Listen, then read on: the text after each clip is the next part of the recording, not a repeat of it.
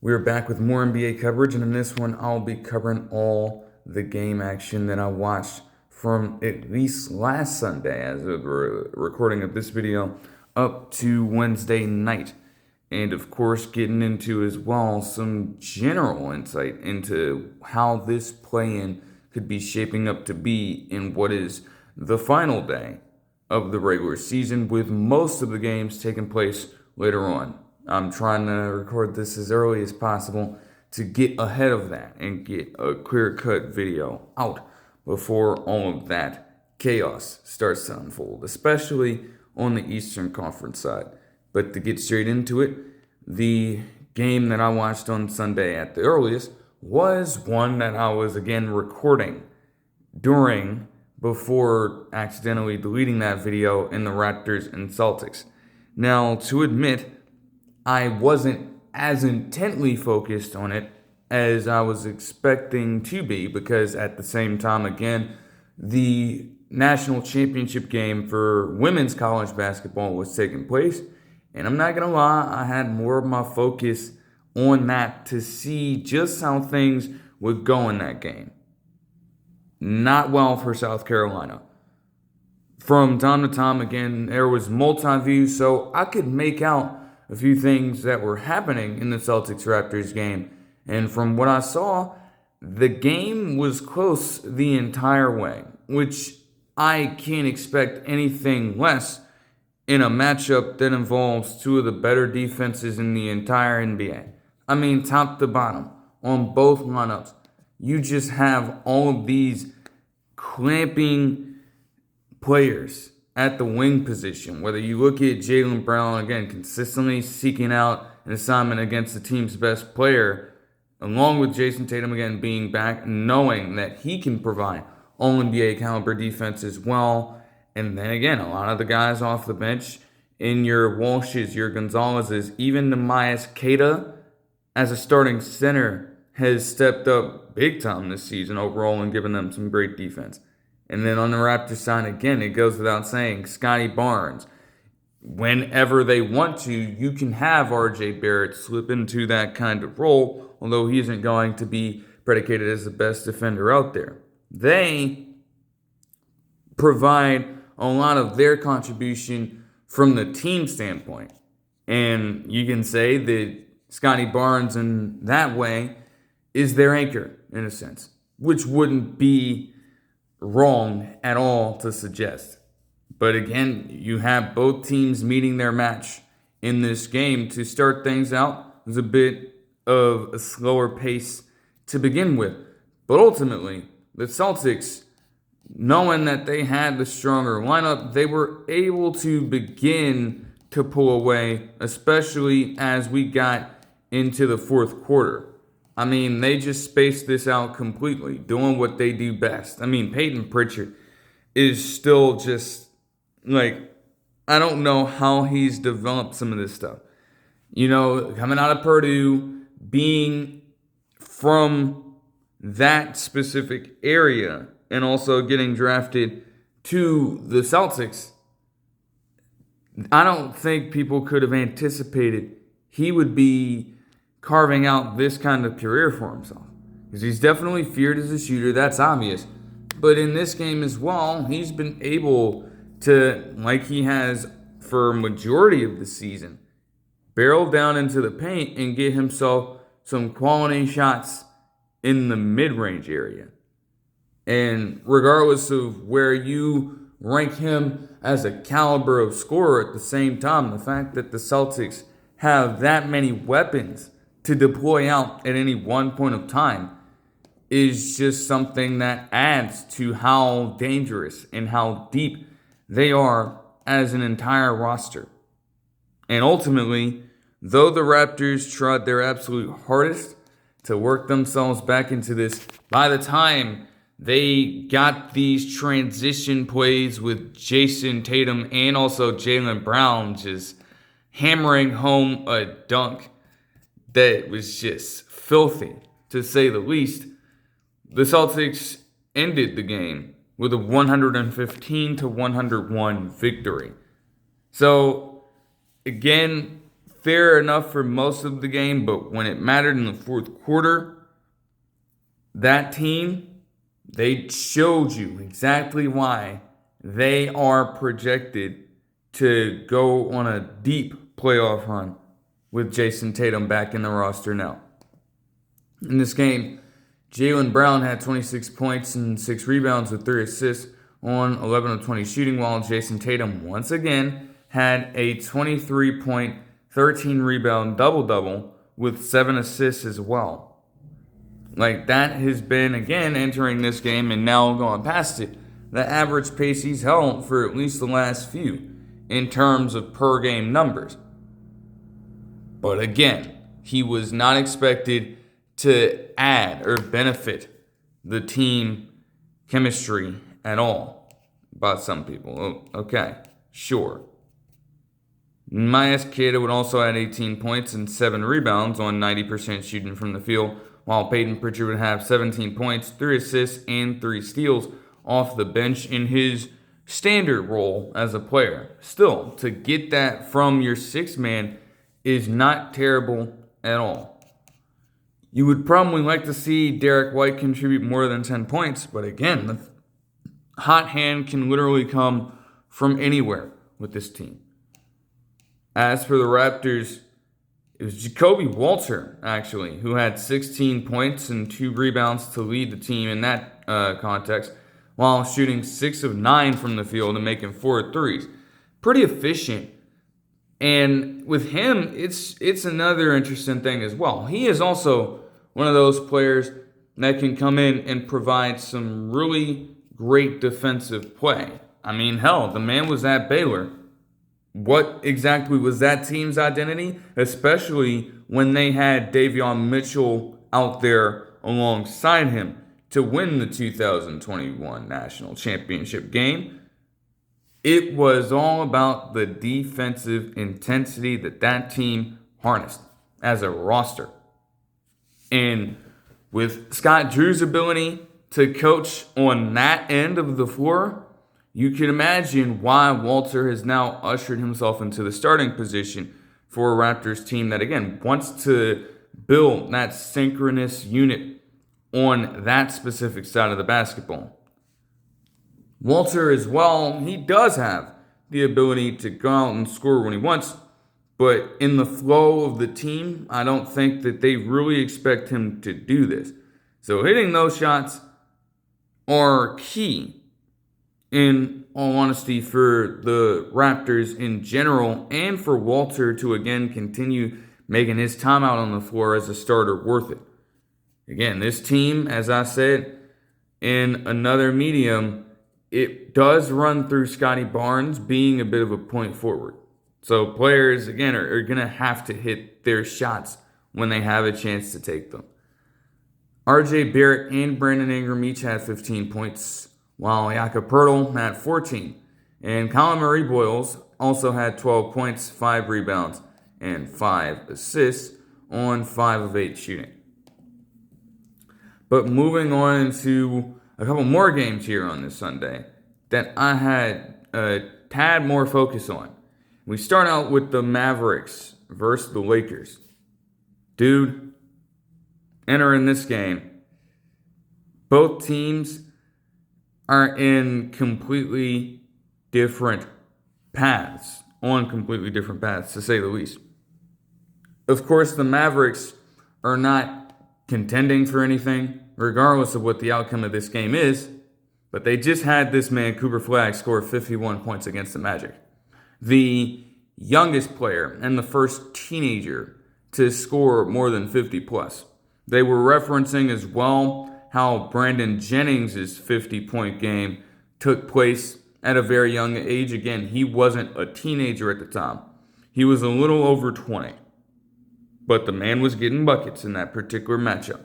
And Cooper Flagg was doing the same thing. He had, again, struggled early in the season. We know this. But since Jason Kidd has continued to stick with the process and trust in the generational talent to learn the system, learn the different cadences, and just ease out that feel for the game that he was seeking much earlier in the season. Once that happened, Cooper Flag is just taken off. And newsflash, it continued as far as this game goes. He picked up right where he left off.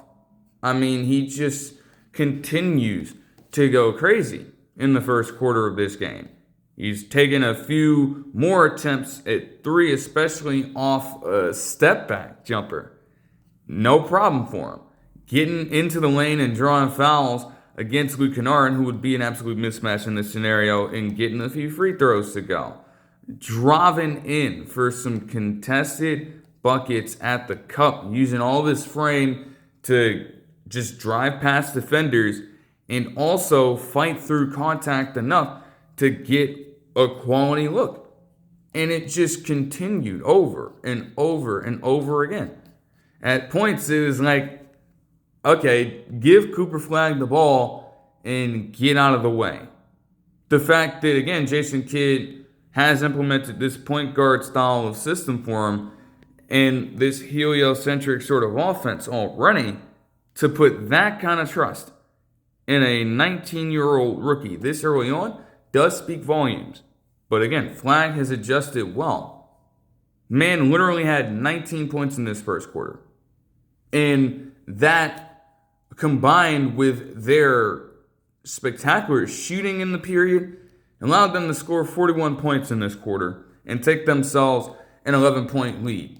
Naturally, they allowed themselves to give Cooper Flag a little bit of a rest starting out the second quarter, because you don't want to overexert him, especially with him on pace to go for yet another 40-plus, maybe even 50-plus point game.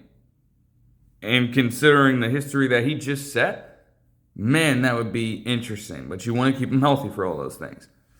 As I mentioned, though, both teams are heading in completely different directions. And the Lakers are really, coming into this one just seeking for answers.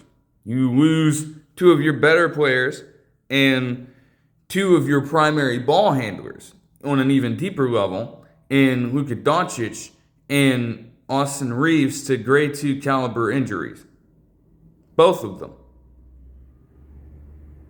So this now left LeBron in a spot where, again, it might take a solo effort on his end to carry this team up until at least one of those guys returns to the mix. However, again, like I've said as well, you can't expect LeBron to completely solo mission his way into a deep playoff run at this stage of his career, at this particular age. It's very wishful and naive thinking, but that is not mean and does not equate to the realistic portion of things. And in all honesty, while you could expect LeBron to have more of an increased role to lead the guys, it would take someone else, anybody else, to step up and give him an assist.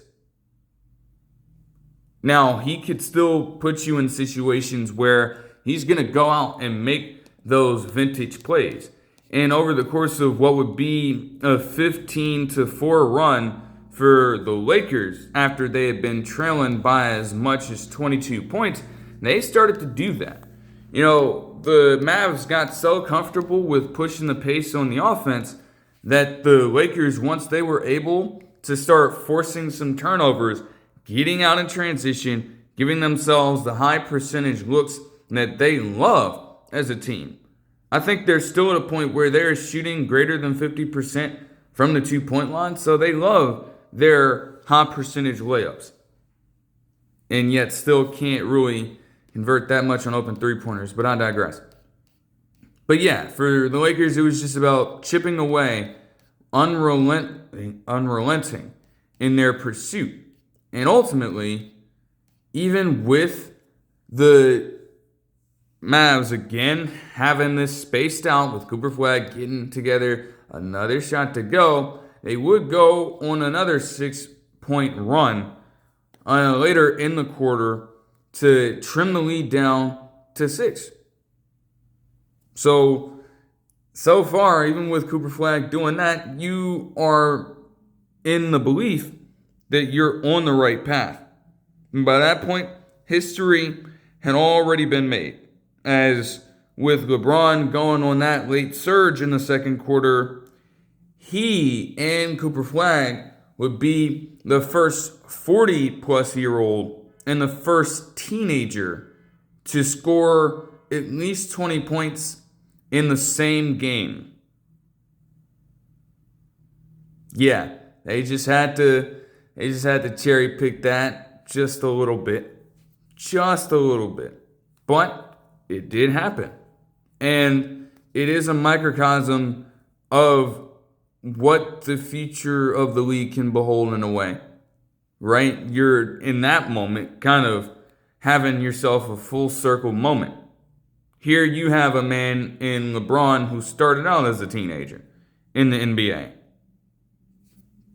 accomplishing what he's been able to over the last 23 plus seasons in the NBA.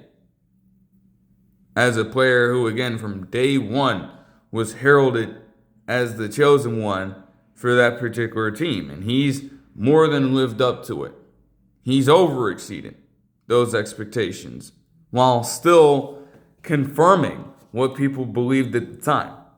And now, in the midst of him winding down his career potentially, depending on what his retirement situation may look like, depending on what he says, you now usher in Cooper Flag trying to get his own start to a long and hopefully fruitful NBA career, coming off of a hot streak of epic proportions and trying to carry that momentum over through this game.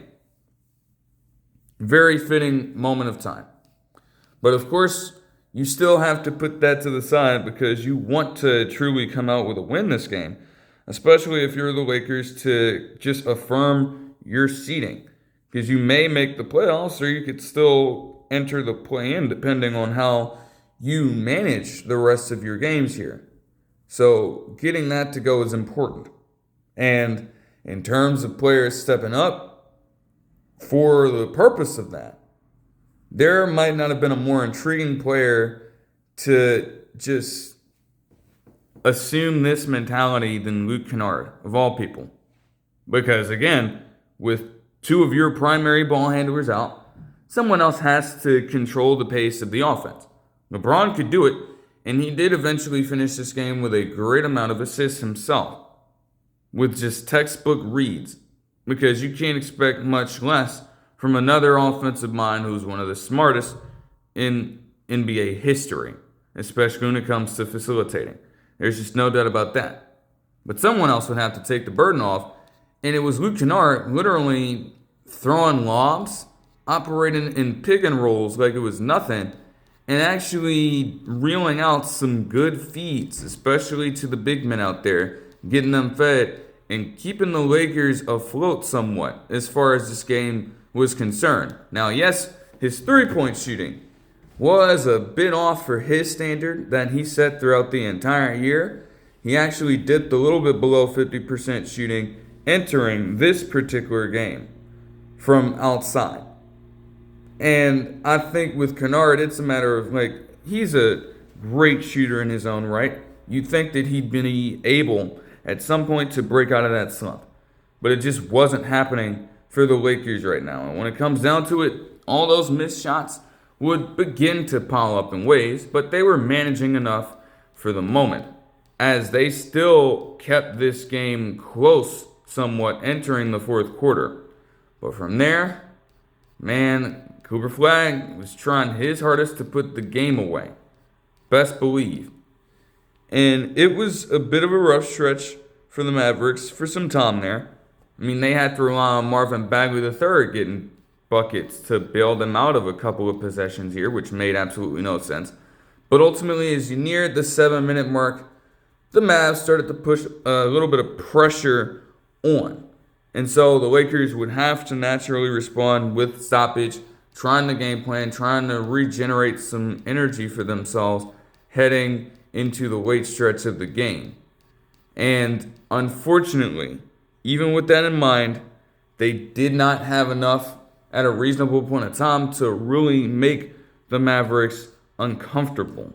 The score ended with the Mavericks winning 134 to 128, but a lot of that did come down to free throws.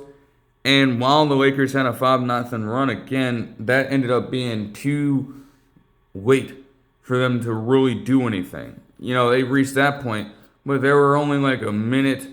There was only a minute and like 45 seconds left in the game for them to really drive that point home. But I digress. In this game, Cooper Flagg had himself back-to-back 45-plus point games with 45 points, 8 rebounds, and 9 assists. So a near triple-double on top of him shooting 14 of 27 from the field with 2 threes and also 15 of 17 free throw conversions at the line, making him the first rookie since 1997-98 Allen Iverson to post back-to-back 40-point games. I mean, again, the numbers aren't everything, and, people are still suggesting in ways that Colin Knoepel can take the Rookie of the Year award home, but it's games like that that really just force the issue of, like, is this even a question anymore? Do we even bother making this a two-man race? It's almost like Cooper Flagg just sealed it up right then and right there with what he showed you out there. But okay. As for the Lakers, LeBron himself had 30 points, 9 rebounds, and 15 assists.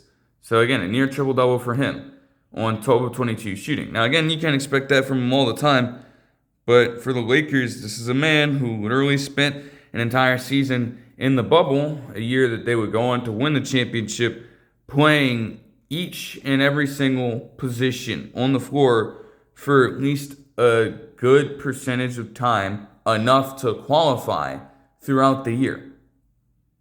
So he can be the point forward, he can be the point guard, he can be the point center. Anything you need from him, he can do it still. But to rely on that overnight while he goes out as potentially your best player can still be a huge risk for them moving forward. No worries though, because Luke Kennard, yes, Luke Kennard, ladies and gentlemen, we are in that time of the season. He picked up his first career triple-double on this day with 15 points, 16 rebounds, and 11 assists with 3 turnovers. Now again, shooting 5 of 17 wasn't ideal for him, but that man was truly turning into a point guard. I'm just like, wow, that is going to, in a few years' time, be a where were you when so-and-so did this or such and such happened kind of moment right here. Because that is just a random game that you likely may not see again from him specifically. But he can say that it happened. That he, in his time in the NBA, dropped at least one triple-double. Whereas some other players, some who might be regarded as better than he is, still have yet to do so. Just wild. Rui Hachimura had 21 points and 7 rebounds on 9 of 13 shooting with 3 threes. And off the bench, Jackson Hayes had 23 points on 8 of 10 shooting. And again, he was, being the beneficiary of some great screen and roll action throughout the game. He also got himself to the free throw line a good amount of times. Again, same thing. I don't know if that's sustainable or very common for Jackson Hayes to do. They appreciate it as far as this game goes, but again, it just did not end up being enough for them to win. It's okay, though. Moving on to the next game that I watched between the Rockets and the Warriors. Man, there are just a lot of different emotions about this. On the one hand, the Warriors did start off this game as hot as any team could in this situation. But naturally, there were pockets in this game where they just started to slow down completely. And yes, a lot of that came when Stephen Curry was not on the floor. He was returning for this game, by the way. He played on a minutes restriction to where he appeared in like the second half of the first quarter. So the last 6 minutes into potentially another segmented 6-minute section of time for the second quarter. Then again, playing the back half occasionally for the third and the fourth. That's how they wanted to structure this in a way. Just, again, work him back into the lineup. Don't ask him to try to do too much. And again, the Warriors seem to go radio silent when he's not on the floor. Now, again, you've seen that in games where he's been completely absent. But they also played into the hands of a very hungry and rugged Rockets team. I mean, they, for a few good possessions there, they were just all over the Warriors. And I get that Steve Kerr loves to run these kinds of misdirection plays all over to create space for open shooters. There were multiple possessions where it's like they're just matching each and every single one with great defense. It was Amen Thompson getting in there for some routine steals. It was Tari Eason in a combined unit just completely locking everybody up and playing suffocating defense on that end of the floor. They were able to force a couple of shot clock violations, and they were able to occasionally stagger off the Warriors.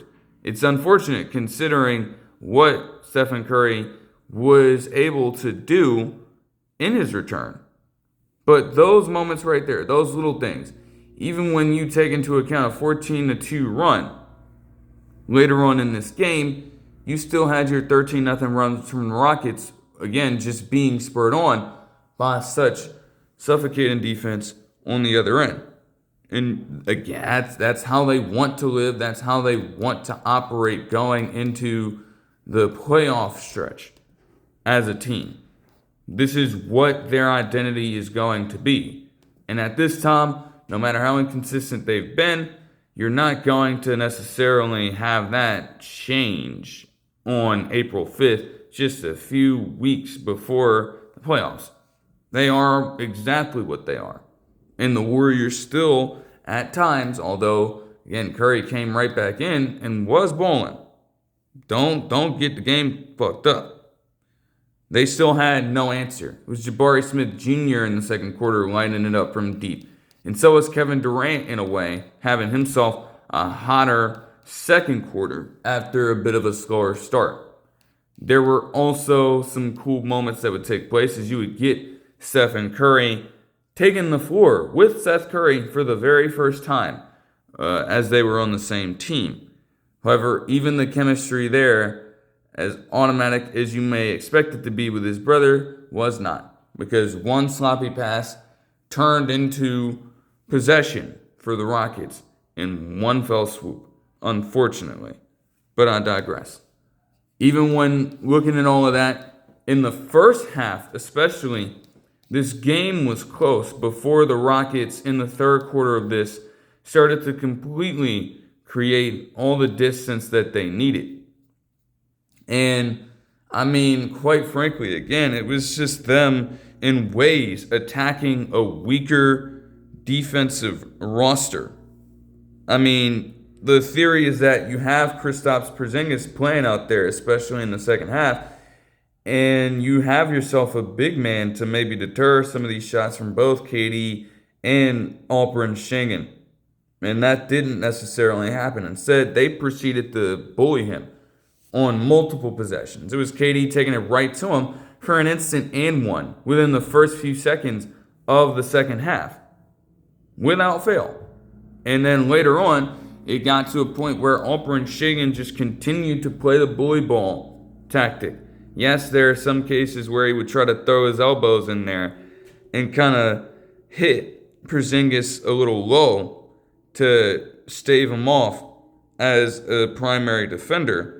But there were other instances where, again, he's fighting through it and he's still just overpowering Kristaps for buckets in the post, for buckets in the mid-range area, for routine floaters, you name it.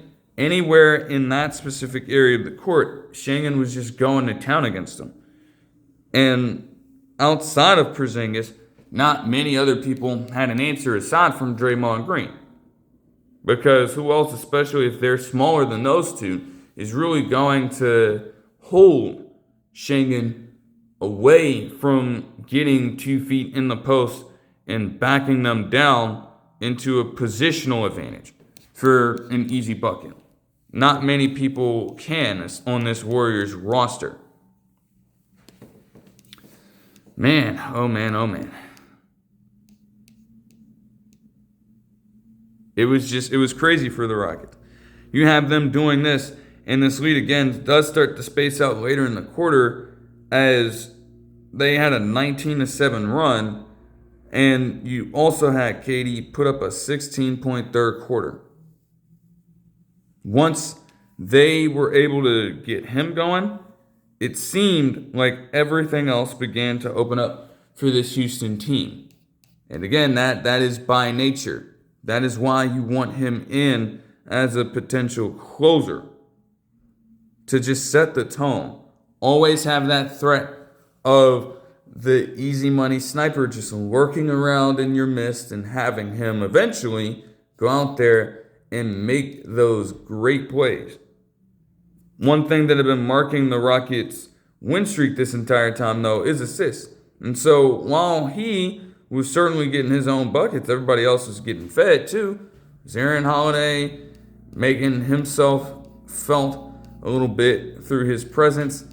And overall, the Rockets just dominated, putting up 37 points in the third quarter and ultimately taking a 10-plus point lead into the fourth. Now, even with that being said, Stephen Curry was still not going to be denied. I mean, he just pulls out this good hesitation move on Kevin Durant and finally gets a foul call against Schengen. Granted, on the last shot that he fucking took, there should have been a foul call there. They seriously are that stingy when it comes to giving him a whistle. And y'all want to talk about all this superstar whistle shit. The man is actually getting fouled, and they just let him get clobbered. It is crazy. And it's like, what y'all got going on? I get you want to have Amen Thompson on him and things like that. Brother, he just came back from injury. And that gravity, the thing that we always say about Stephen Curry, with him having 11 third quarter points though, the gravity is enough to contribute to other assists and other buckets. Because by that point, he is taking heat off of at least one unguarded individual with the fact that they are trying to double team him as he's dribbling near the half court line or as he's all the way up the court, even without the ball in his hands. They try to shadow him. You have to keep all eyes on him, and it allowed other people to get some space to work with. Now, the fourth quarter again was going to be crucial for the Warriors to again limit those extra opportunities for the Rockets, as again, you're not only getting out in transition, but they love the second chance opportunities. They love the offensive rebounds, even though they don't have a guy like Steven Adams out there. So you needed to clean that up. And well, it took a little while. It took just a little while before that could happen.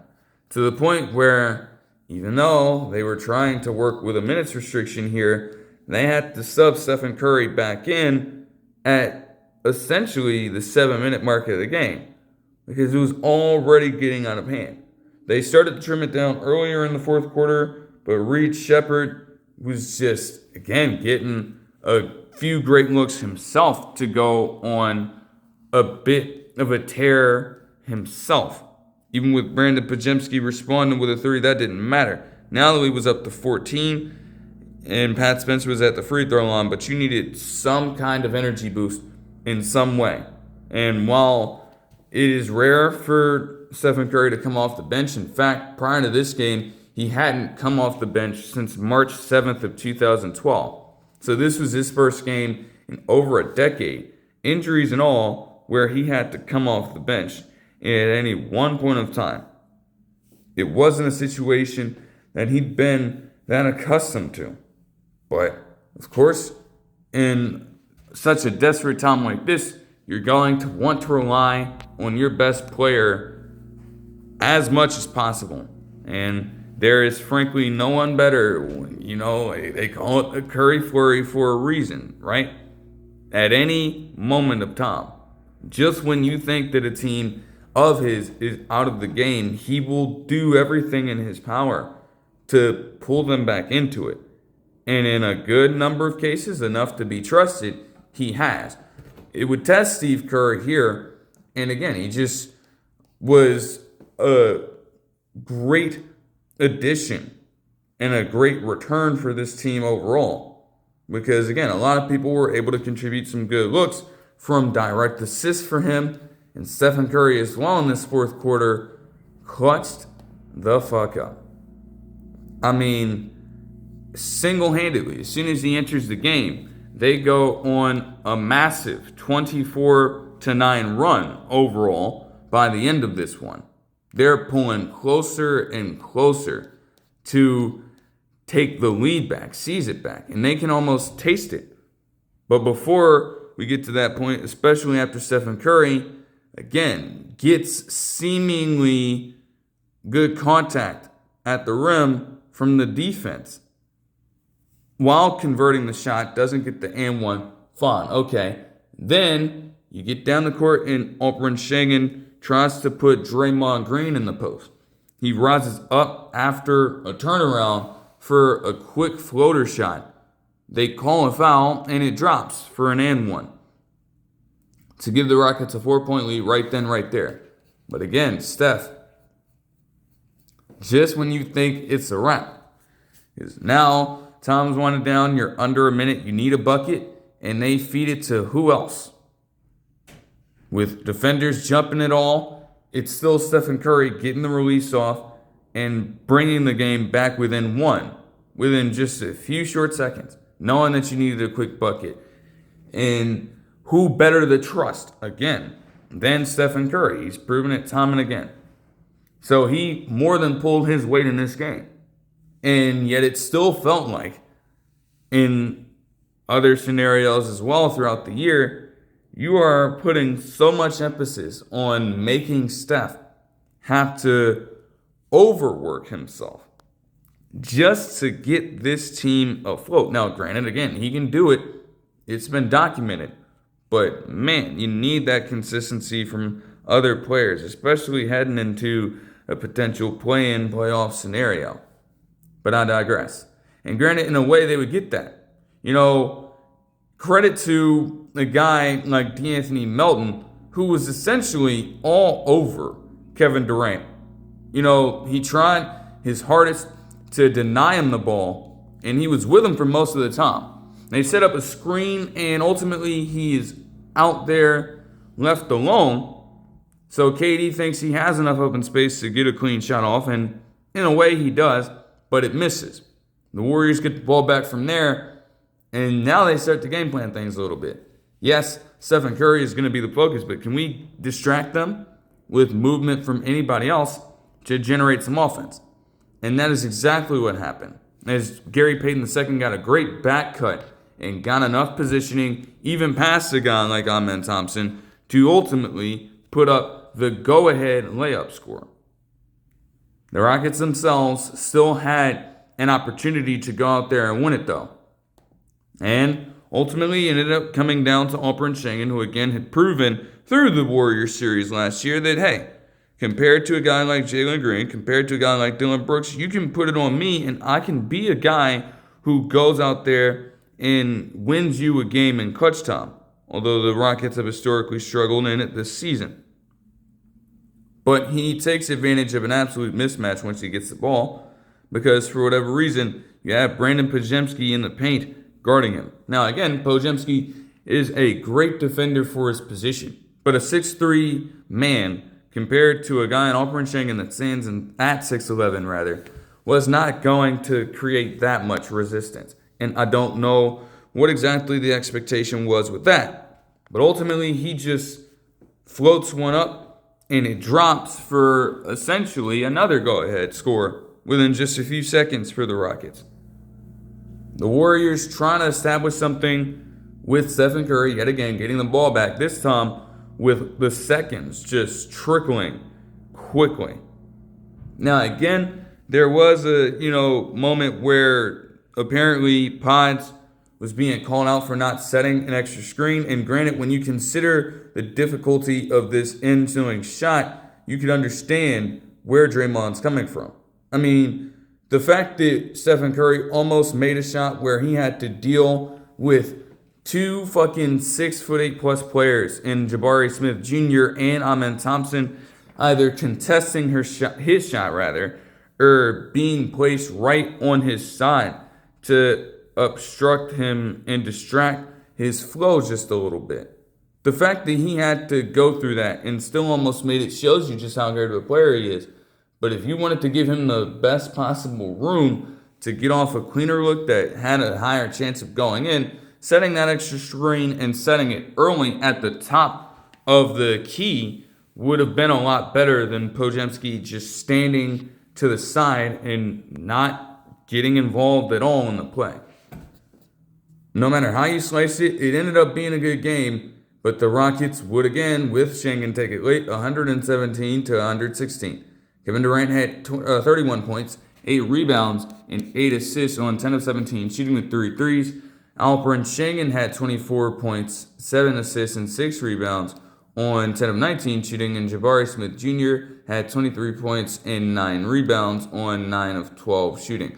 Amen Thompson also added 18 points and 7 assists, and Reed Shepherd added 11 points as a starter in this game.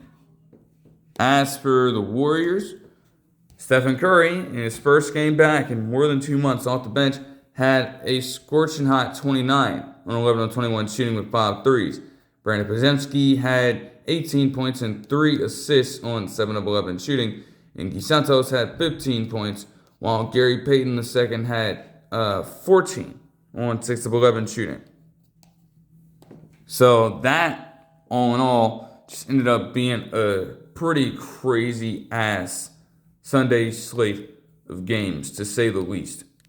Moving on to the Tuesday action that I tuned into, have to start out with the Hornets and the Celtics. Now, again, considering that I was doing some other pretty cool stuff on that particular day, I was not able to watch this game in its entirety. I only got in there through a little bit of the third quarter through into the fourth and the end of the game there.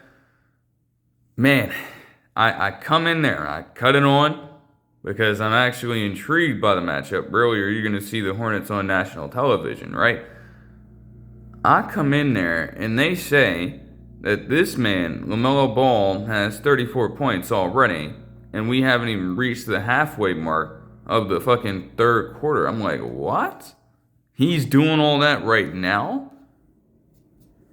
It is just insane to see what LaMelo Ball has been doing this season. And again, a lot of it comes down to the fact that, as has been explained in other areas out there by other analysts, they're conserving LaMelo Ball a little bit. They're not asking him to log as much minutes as he once was. They've even had earlier in the season games where he's just come off the bench on minutes restriction just to satisfy that kind of requirement.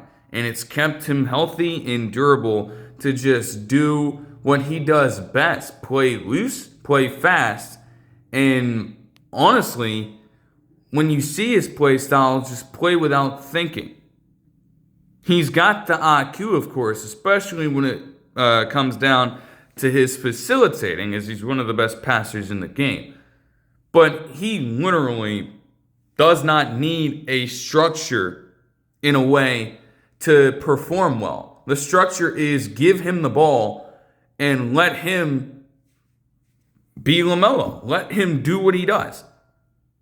Not necessarily move out the way, but just clear a path.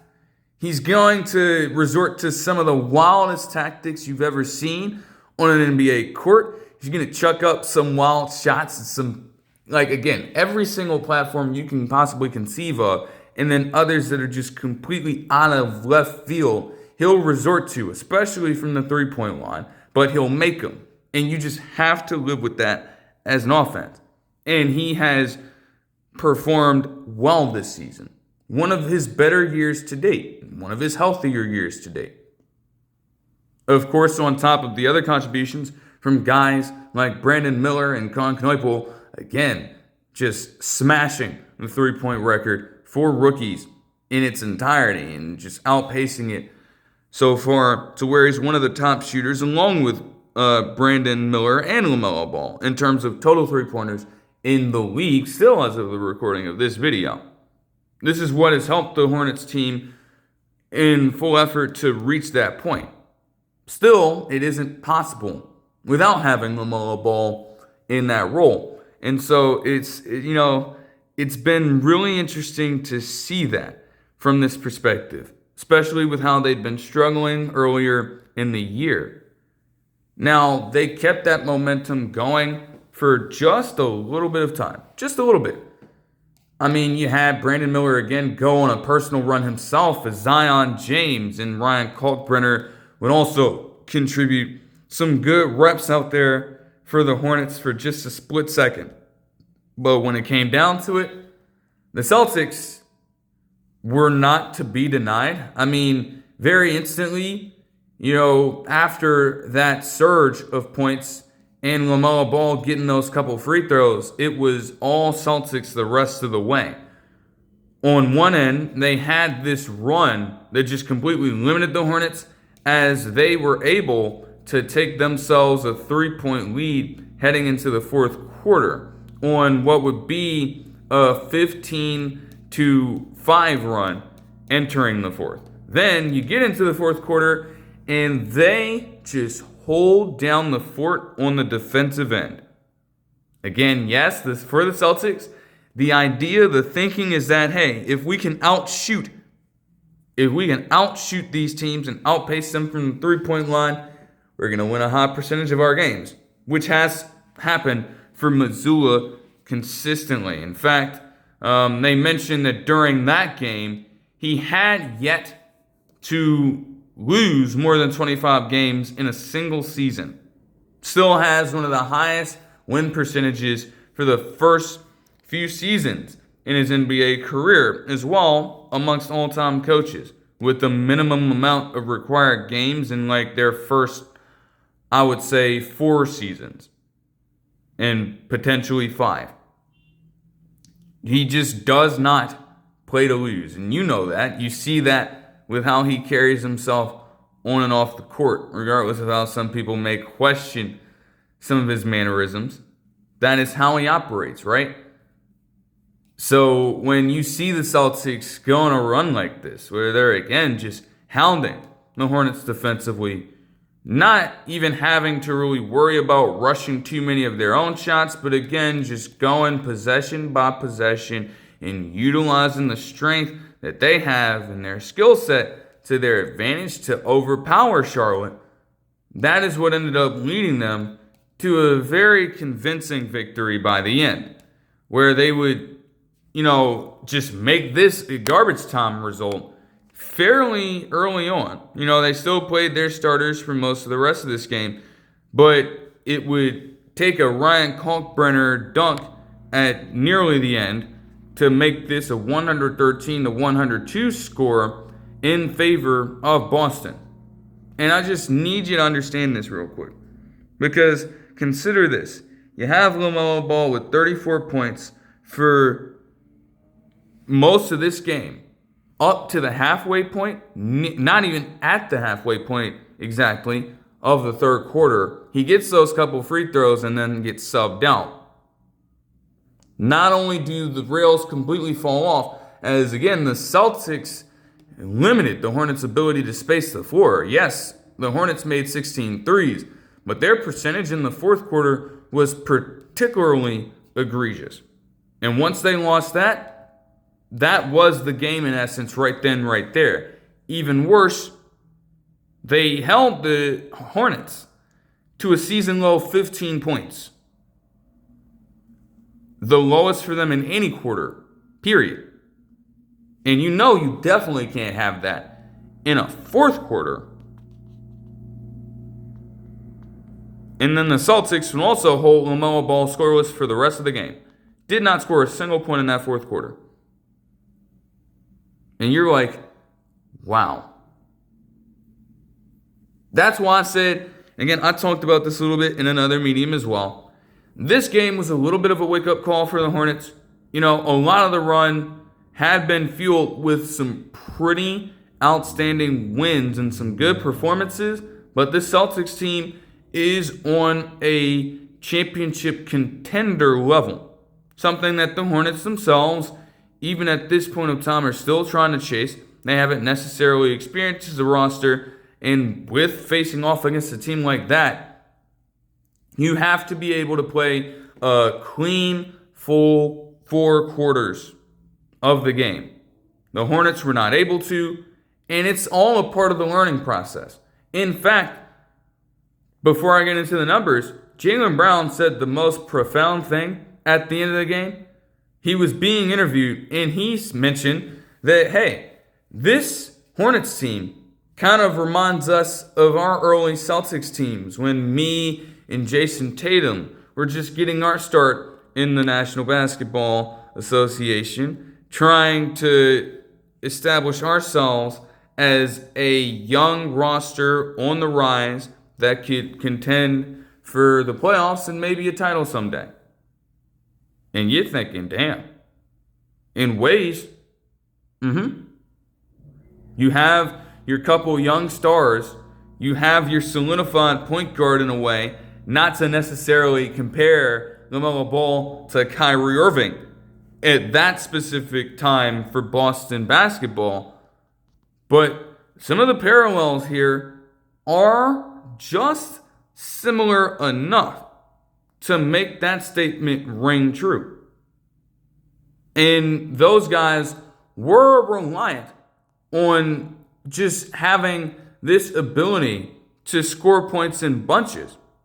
Because in some of these playoff series for the Celtics at the time, it was actually a guy like Terry Rozier III putting the game on ice with surgical shooting in these series to lead the Celtics eventually all the way to the Eastern Conference Finals in that particular year.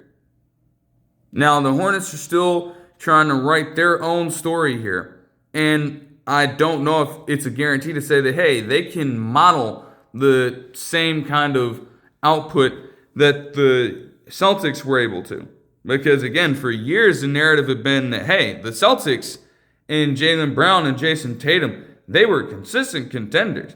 Multiple Eastern Conference appearances, or Eastern Conference Finals appearances to their name, and also an NBA Finals appearance in 2022, but again, weren't able at that particular time to get over the hump and actually get themselves a championship. And then they proceeded to do it in 2024. So it could still be some good time before the Hornets can reach that point. But they are also in a great spot where, I think somebody else put it perfectly. It's probably one of the former players on the panel for the NBA,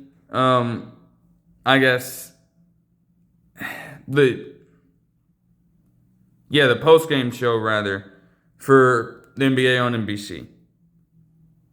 They essentially said, hey, you're not playing with that many expectations if you're the Hornets, so you are in a very great space to, again, continue to play loose. And if you make that progress, it's going to be great for you.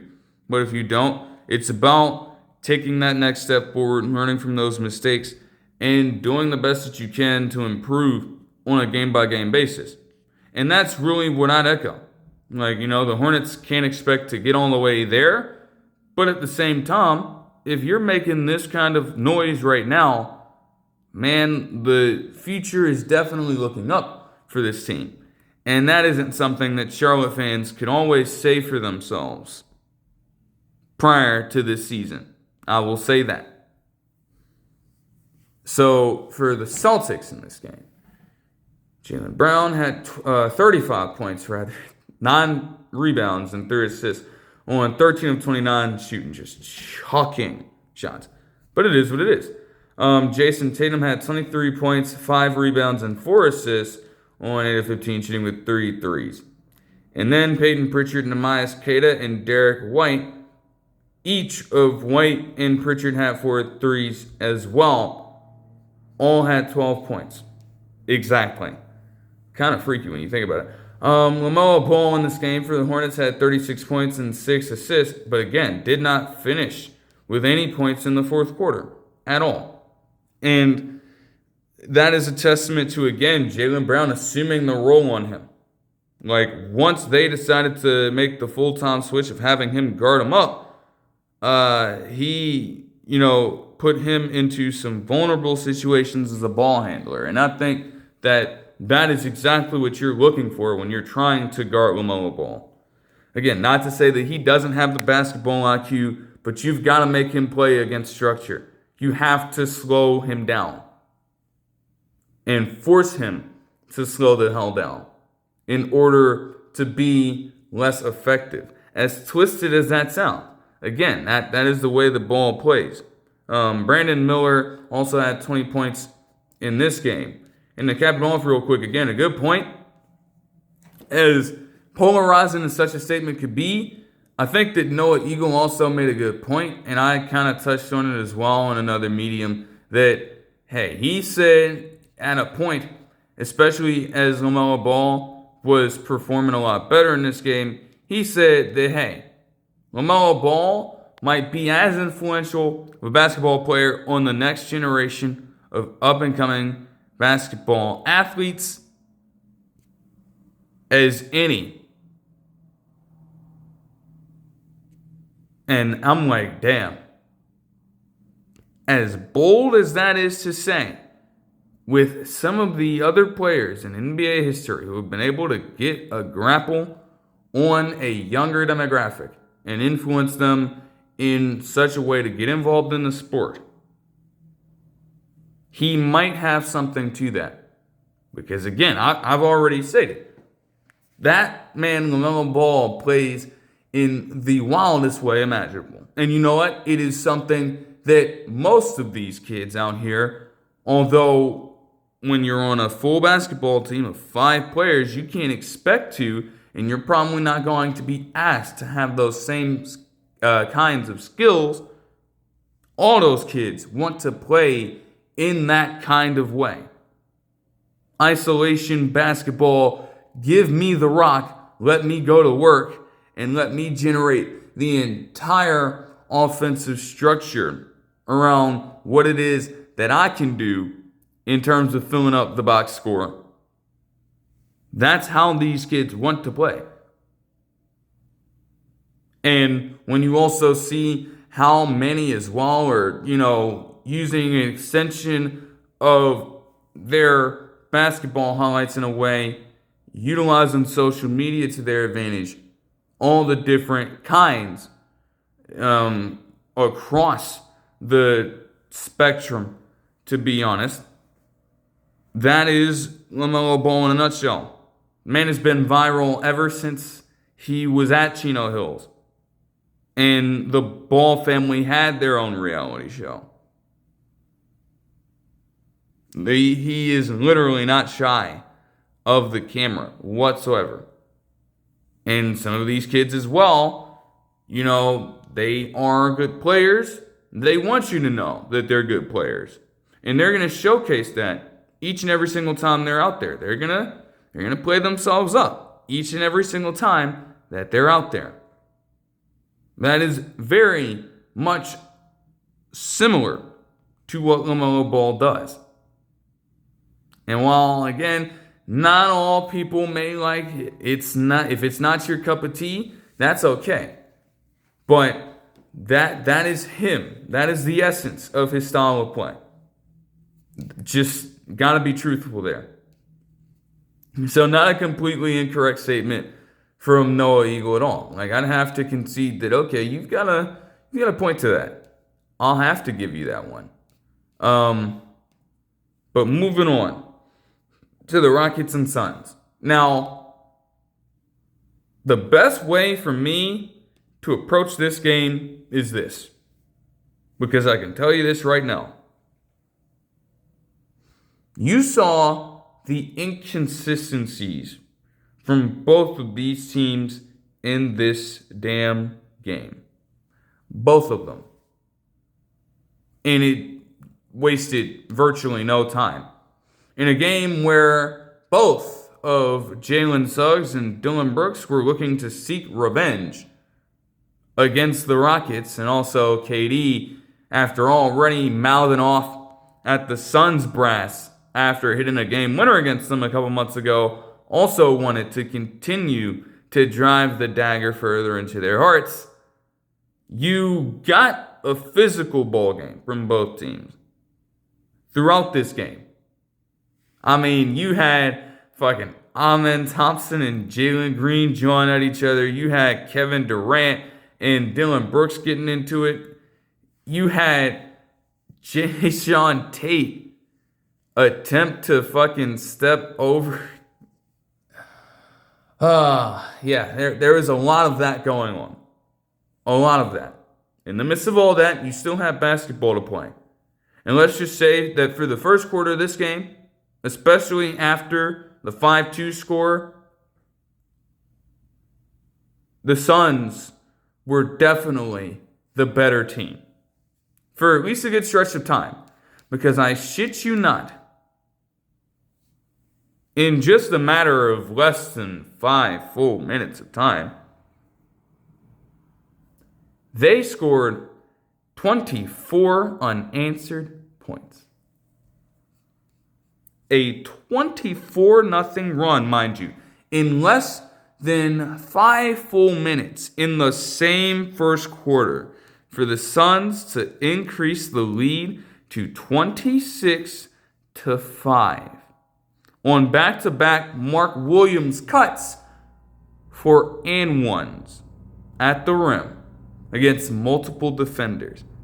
That's how efficient the Suns were playing out there. That is how great their defense was to just completely bottle up a Rockets team who, again, wants to impose that kind of will on their opponent, not the other way around. And I'm like, damn, this is looking kind of scary if you're Houston. You're starting off the game like this. It is not a good sign heading into any sort of playoff scenario. To be getting beaten that badly, that quickly, in any game, not a good sign. Like, the Suns were just having their way. Again, getting efficient looks as Mark Williams at that point had been on a personal run of his own. Like, he literally accounted for 10 straight points. You had some of the hustle players, again, continuing to grind it out and impose their will on this game as well. This was a disaster in every sense of the word for the Rockets to start out this game. But you know what they say? Even with that being said, no lead is safe. And, you had this run this early. That's cool. There's still time for the opposing team to adjust. And while the Suns did continue to have a red-hot quarter in time, that luster went away completely. There was a metric suggesting as well, when you look at the entire course of the game, the Suns for a while were still able to hold a lead entering halftime. But very quickly, it dissipated because they couldn't make a shot to save their lives. Their efficiency in terms of field goal percentage from the start of the second quarter onward was extremely subpar as an overall team. It didn't just come down to one player. It was everybody shitting bricks out there. Every single person. And the Rockets capitalized off that. They actually started to improve their shooting from the perimeter as KD and Jabari Smith Jr. would have some hot second quarters here. While you also had guys like Amen Thompson continue to bring the hustle. And Alperen Sengun as well was a bit absent.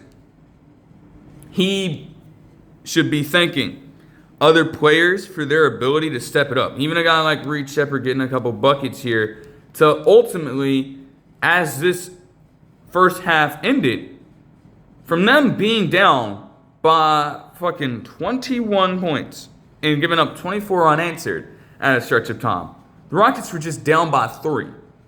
And that was a massive win if you're in Ime Udoka's position. If you're in the position of the Rockets players, you will live with that. Because now you've got yourself a game, and it is up in the air for anybody moving forward. Now again, the Suns still had that lead, but this was mainly due to free throws. They had overall a great advantage in terms of attempts and makes in this game. And from the first quarter forward, a great number of their points came from the free throw line. Like they had at least almost 30 attempts and made about 28 of them at the line. That was the one thing they could hang their hat on. And granted, in their position, it's ideal if you want the Rockets to bend to your will. You've got to play them just as aggressively as they're going to play you. You can't allow them to start ripping and running all over the court and just like completely limiting your ability to do anything. No, you have to take it right at them and play to that same kind of style. And the Suns, in a way, they were, if you're going to draw contact like that. But you also have to be efficient and calculated with your shots, which they just proceeded to not do. In the third quarter, this was consistently back and forth in the midst of all of it. The Rockets were able to create a few lead change scenarios from time to time, but through it all, the Suns, with Jalen Green again coming back, actually making some pretty solid plays and some highlight caliber plays, they did have themselves a short lead once again. But, man, they were nipping at the bud the entire time, the Rockets. Like, KD is in his rhythm now. And he, along with guys like Amen Thompson, they were not going to allow themselves to go away. They were staying in this game no matter what. Then you get into the fourth quarter. Now, they mention in a graphic that in terms of overall performance in the fourth quarter, the Suns is 26.1 points per game in the fourth quarter, was actually in like the bottom tier, an extremely low tier. In fact, that tally might have been the worst in the NBA amongst all teams in fourth quarter scoring. And again, bottom half, very worst team in that regard, no matter how you slice it. Considering the Suns' position and how they've been meddling, you get into a playoff series. Can you really expect to survive if you're going to perform that badly in the fourth quarter? No, you can't. And what proceeded to happen in this game when they underwent that issue, they lost, and they lost badly. I mean, the Rockets wasted virtually no time. Like, you can't even make this shit up. It's an 81-84 ball game heading into it, and then they just completely boat race the Suns from here on out. It is all Rockets. As Alperen Sengun again starts to settle down a little bit, get himself some quality shots up. And all of a sudden, now the Rockets are just mounting a 10-plus point lead that just continues to grow. Even in a situation where we'd be nearing clutch time, no, Jabari Smith Jr. keeps the foot on the gas pedal. Kevin Durant keeps the foot on the gas pedal. And now the Suns have absolutely no answer for it whatsoever. Because in that case, even with the inconsistencies flaring up, the playoffs are going to go down in ways like this, right? It is not always about how you start out a game. Although it was a great run from the Suns. You have got to be able, again, in their situation, to close. You cannot be the worst performing fourth quarter team in the NBA and expect to survive a 7-game series, let alone hold off a team from winning 4 straight. If you can't close when it matters, even against this Rockets team. That is just an embarrassment. And you would hope that the Suns learn something from that moving forward. But the Rockets rampaged them. Went on a rampage, I should say. And they won 119-105. Wait. Kevin Durant had 24 points and 4 rebounds on 8 of 20 shooting with 5 threes. Amen Thompson had 22 points and 11 rebounds, along with 8 assists on 10 of 16 shooting. And Alperen Sengun had 12 points and 14 rebounds, while Jabari Smith Jr. had 20 points and 6 rebounds on 6 of 18 shooting with 5 threes also. As for the Suns, Devin Booker had 31 points and 8 assists on 7 of 16 shooting. Mark Williams had 19 points and 8 rebounds, along with 3 steals. 3 steals on 7 of 9 shooting. But again, for them to literally just go on that absolute slump after the first quarter, it derailed them. Yes, they had 34 free throws made on 39 attempts. A great disparity against a team in the Rockets who, again, they want to play physical. And they'd be the team trying to distribute all of that different contact at the rim. They'd be facilitating that. But I guess they got a little bit of the reverse card this time.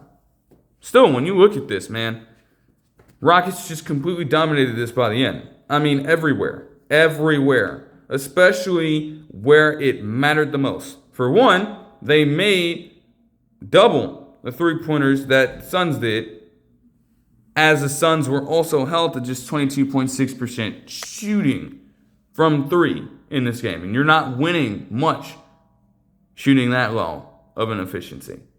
They also had 55 rebounds compared to 34 for the Suns. And had 24 offensive rebounds compared to just 10.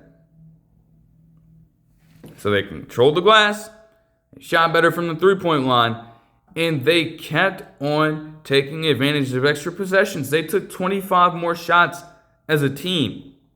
And yes, this was still a close game for a while, but the fact that this ended in a 14-point margin of victory, and then you start to see, wow, 25 more shots, even if they don't completely account for the 14 extra points.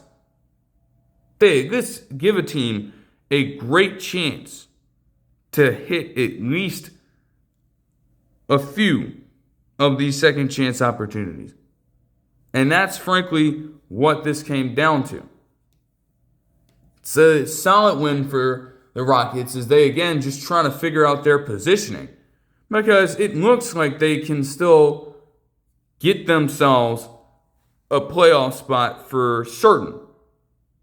Now it's just a matter of figuring out a tiebreaker, which by the time this video is still going on, the Lakers should still have it. I mean, you saw what the hell Luka Doncic did to them in the last couple of times that they played each other. And if this does stand, well, at 4-5, that would be the first round matchup. Just saying. But yeah. All right. Moving on to the action that I watched on Wednesday. To start out with the Hawks and the Cavs. Now, apparently, they made this clear during the broadcast that if the Hawks were to have won this game, they would have clinched. And so I'm sure that was something that they came in to this one thinking about a little bit, trying to figure out ways in which they could close this out and actually convert off of what has been a great season for them. As much of a roller coaster as it might have been earlier on. Well, Donovan Mitchell had other plans. Yeah. Now, again, I didn't get in to watch this in its entirety, but I did watch, especially the second half, a little more intently, I should say. I did catch a glimpse of the end of the first half as well. And, bro, this man, Donovan Mitchell, was just unfazed. Like, his ability to just get in the lane, especially with that. Bro, I keep forgetting, like, I think it was like windmill gather step. Something along those lines. That specific move is literally what they called it on one of the broadcasts. And now the name of it is just eluding me continuously. But that move, combined with his other tactics, utilized to just get in and create space for himself to slash the hell out of these teams. It is just hard to stop. It truly is. And Hawks players learned that the hard way. The man literally hit multiple quarter-ending buzzer beaters in this game, on top of starting off with 10 of 11 shooting from the field heading into the third quarter. So it's not like, most of these buckets are just, gimme layups, open for three-pointers. No, these were contested shots and difficult makes he converted on time and again to the tune of 91% shooting to start out his fucking night. And that just made life a little more difficult for the Hawks. I mean, they were up, but if you have Donovan Mitchell on this kind of tear, and it just did not stop, then it's like, oh, okay, we have just a little bit of a problem on our hands. The big men were also getting involved too for the Cavs. Jarrett Allen was getting himself some great looks off of those assists from the likes of Donovan Mitchell and also James Harden, of course, the system himself.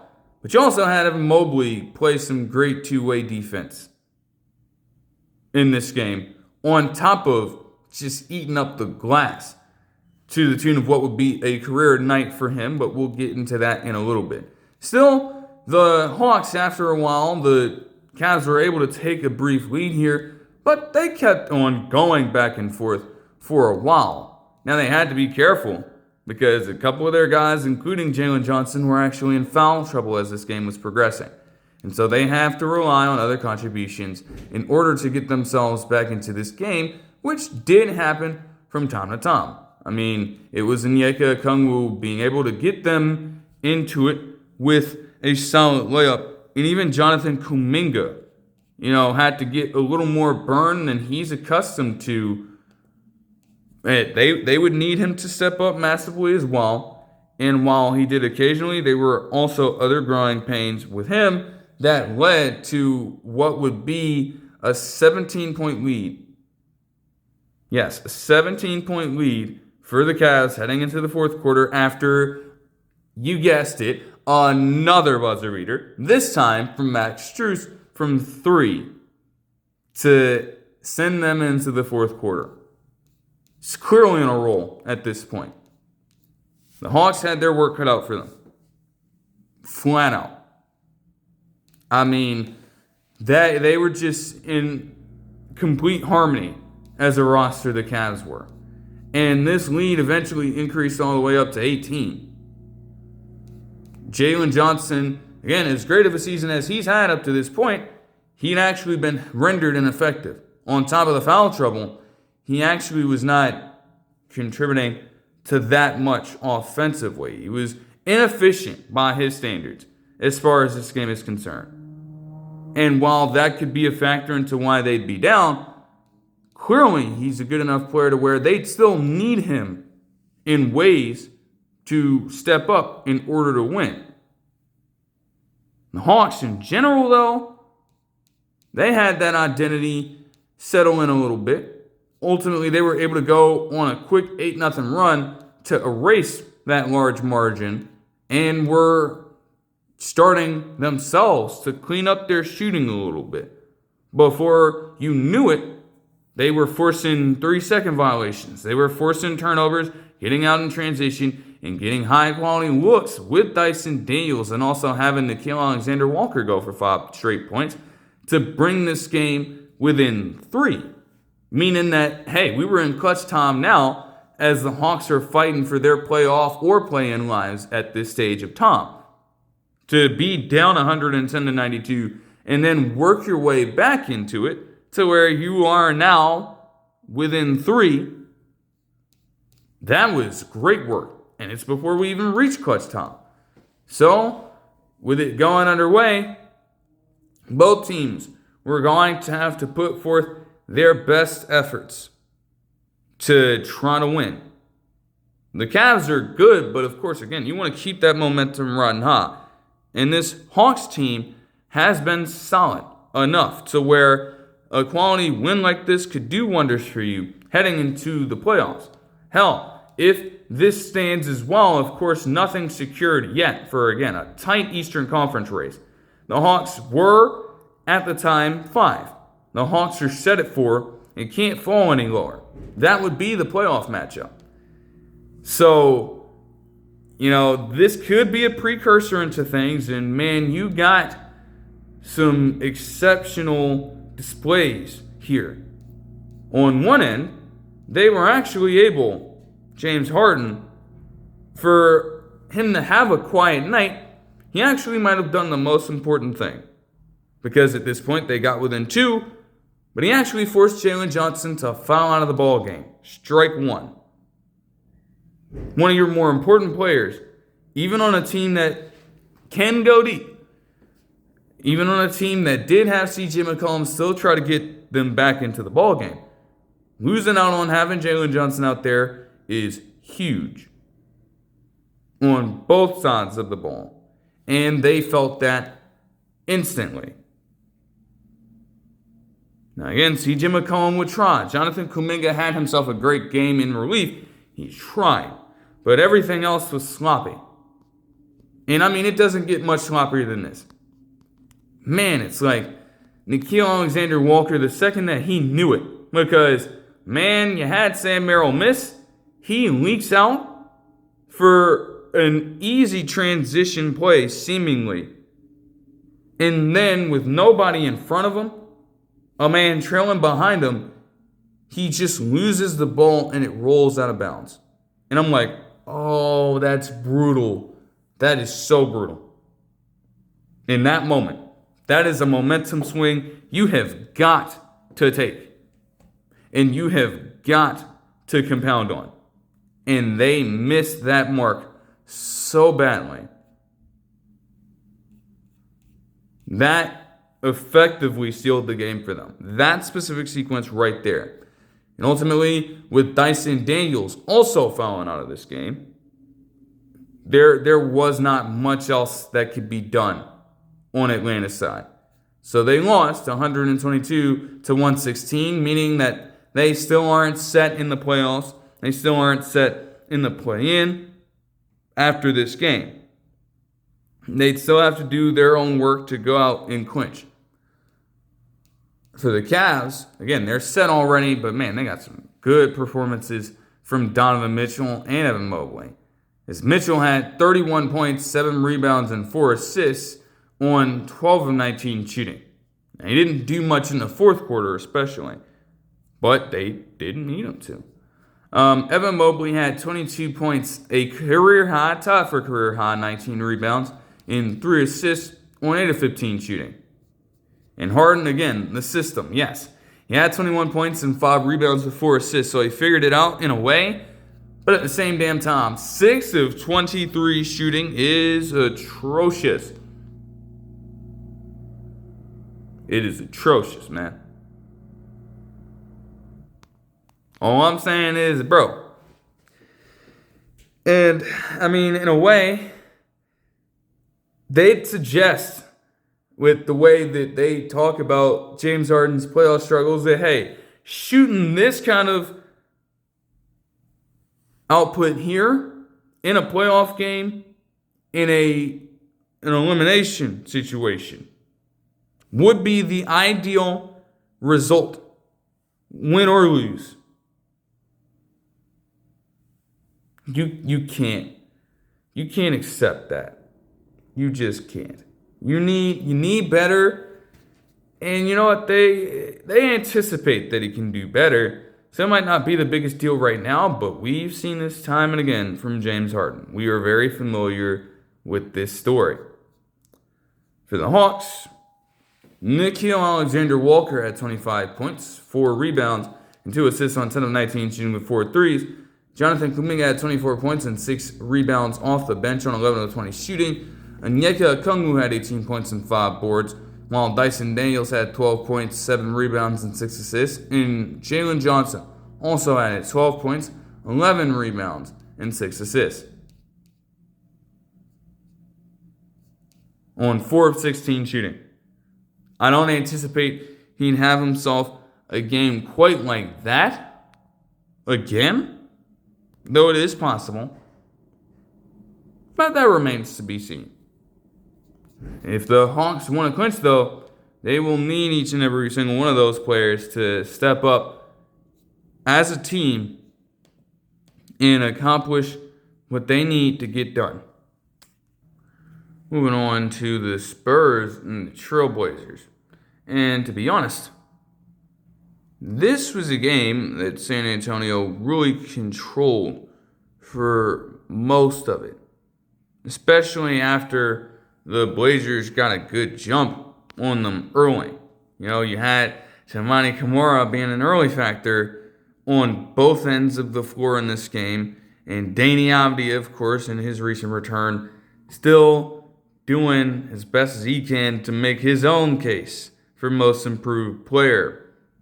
But from that point forward, the Spurs were just able to take control. I mean, this was a 19-15 ball game at this point. And from there, you allow the Spurs to go on a 17-4 run to close out the first quarter that the Trailblazers were never really able to recover from. Carter Bryant himself accounted for 5 personal points in a run of sorts in that stretch of time to take them into the second quarter. I think that this game, honestly, was a bit ground out. Like, even with the Spurs having this kind of separation and control, it's not like the Blazers were really allowing this to get away from them. And granted, that's reasonable when you have guys like Donovan clinging, being able to hold it down as a defensive anchor, and also guys in Drew Holiday and Toumani Camara who can move all over the floor and guard those different ball handlers at any one point of time.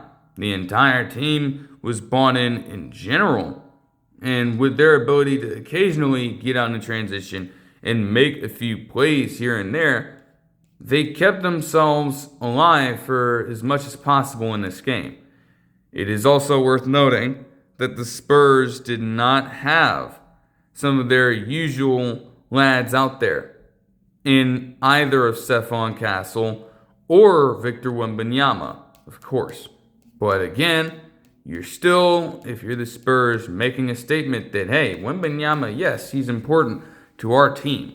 but we have such a deep roster of players that can go out and get the job done. And a lot of that is credited to a guy like De'Aaron Fox. The fact that they can go out last trade deadline and pick him up, at that moment, you understood it was a steal. It was something that could make this team more dangerous moving forward. And I think this game encapsulated it in a nutshell.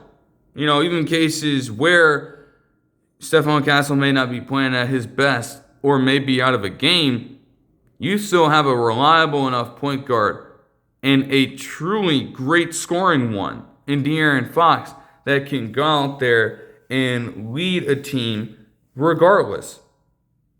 Even if it isn't something you're counting on every game, he can more than hold his own end of the bargain up to allow this Spurs team to reach their full potential. And everybody else from there could just go on and proceed to operate in the best way. Whether it was Devin Vassell again spotting up for shots and hitting them, whether it was Keldon Johnson continuing to operate in the post and take advantage of just his own advantage and strength that he has on some of these other players, even players that may be a little taller than him, and just operating at that area of the floor with pretty much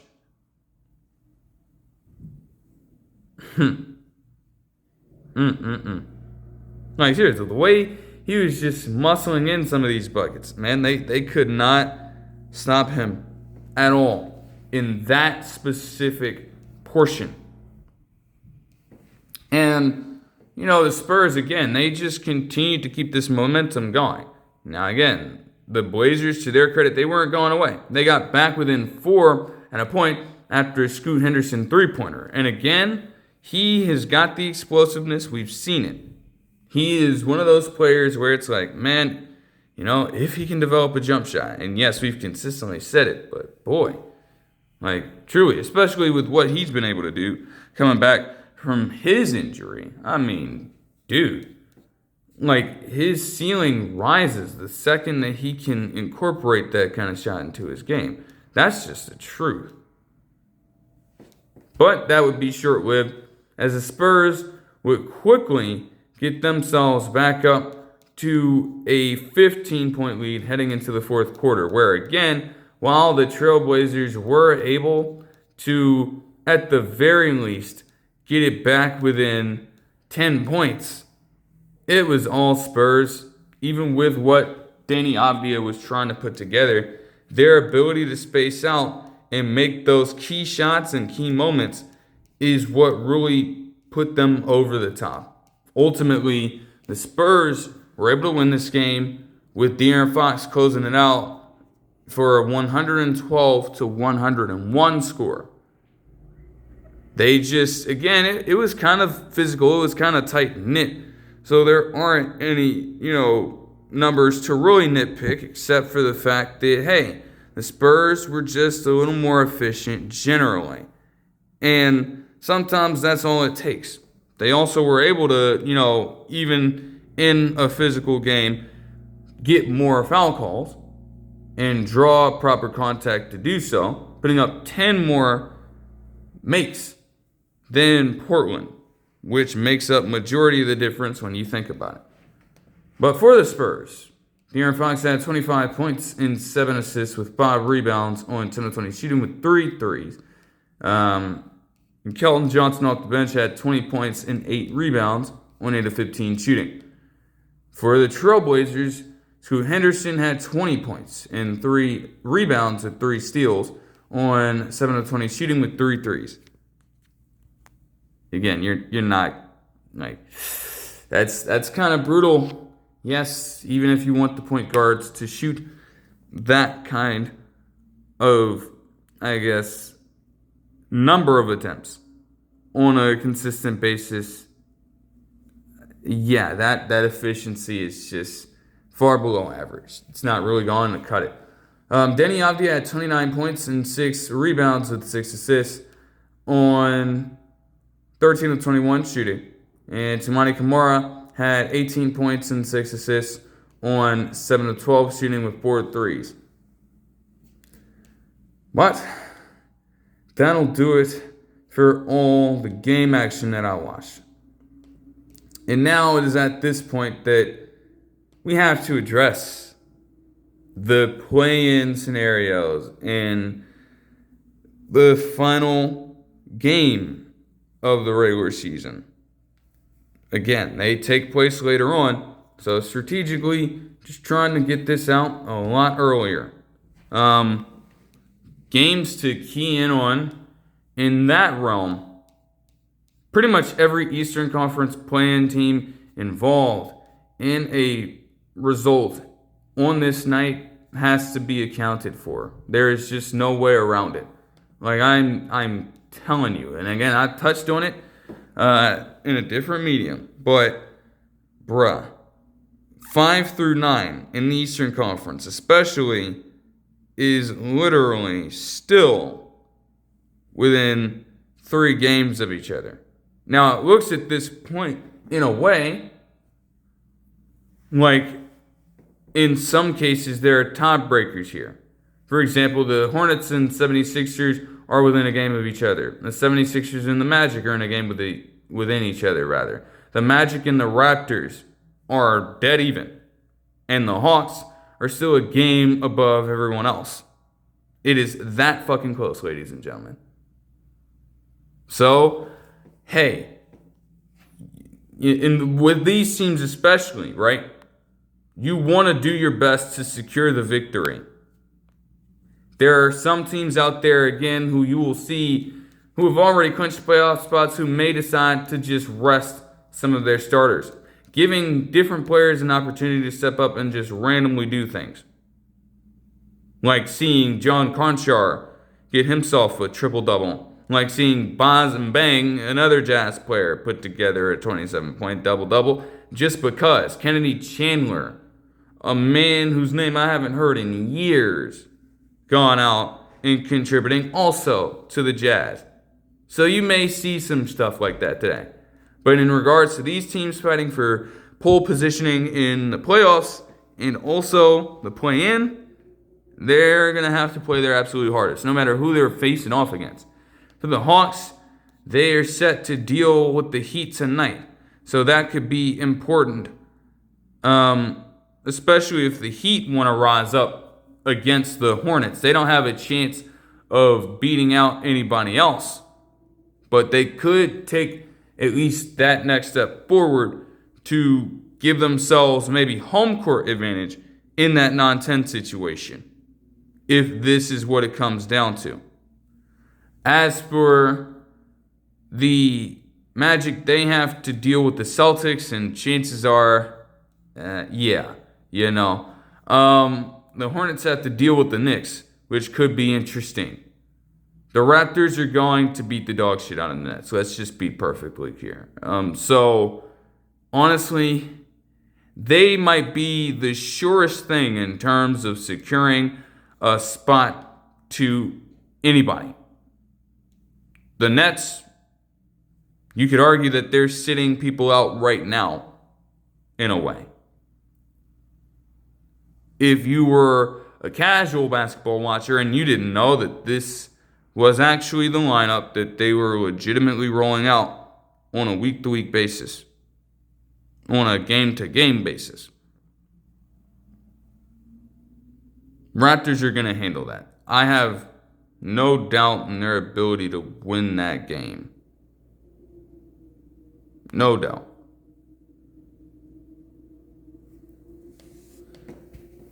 So it just makes things very interesting. For the Lakers themselves also, it doesn't say that they formally clinched a playoff spot, but again, they still seem to hold a tiebreaker over the Rockets. And they could still also, in a way, take advantage of the Nuggets if they lose against the Spurs today. So that's another game to highlight. That will be a live game on ESPN for the nightcap, and that should be some fun. If the Nuggets do win, they're going to hold the third spot outright in the Western Conference. But if they lose, the Lakers could trigger a tiebreaker scenario to where they may slide up into the third position and could avoid the Rockets, deal with the Timberwolves, it appears, and have the Nuggets deal with the Rockets, which wouldn't be too bad for Denver either, considering what the hell happened to the Rockets the last time they faced off against Denver. Need I remind you that this team was again on pace to miss 27 consecutive threes and shot like 3 of 31 from deep in that game against the Nuggets, let alone a percentage similar to that with shots outside of the paint area. So, while that could be a rough series, I don't think the Nuggets are really all that concerned or worried if they do have to deal with the Rockets in the first round. I don't think so. I mean, it's been the Timberwolves that have had their number in the playoffs for a little bit over the past couple of seasons. They can handle the Rockets if it needs to come down there, just to be fair. And then for the Western Conference play-in, the Suns look like they're going to hold the 7th seed outright. So they've as good as clinched that. And now it's just about the Trailblazers and the Clippers really battling out for the 8-9. Of course, this was the case the last time they faced off against each other in one of the most recent Tuesday night doubleheaders on Peacock. And of course, the Trailblazers won that game. So now, looking at them, the Trailblazers play the Kings, which could be a win for them. And the Clippers, on the other hand, face off against the Warriors. Now, the Warriors, again, they don't have a horse in this race. They, no matter what, are the 10 seed. They're going to be the away team no matter who is at 9 by the end of the night. But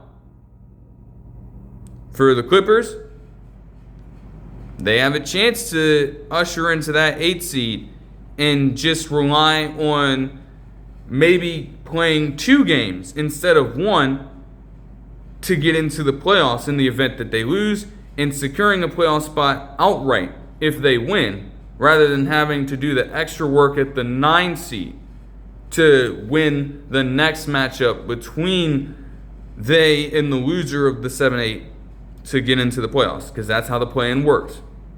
So you're thinking about that from their perspective. And yes, you see Stephen Curry on the opposing end of the court. You can't care about that if you're the Clippers. You have to go out there and do your job. If there is let's just put it like this. If the Clippers win and the Trailblazers lose, the Trailblazers will slide down to 9 and the Clippers will face off against the Suns in the play-in. If the Trailblazers win and the Clippers lose, it'll be the Trailblazers staying at that 8 seed and facing off against the Suns in the play-in. If both teams happen to win or both teams happen to lose, there are going to be different tiebreakers triggered. They're going to look at strength of schedule. They're going to look at records against divisional opponents, against conference opponents, against non-conference opponents. These are the kinds of metrics that they'll be looking at just to differentiate things.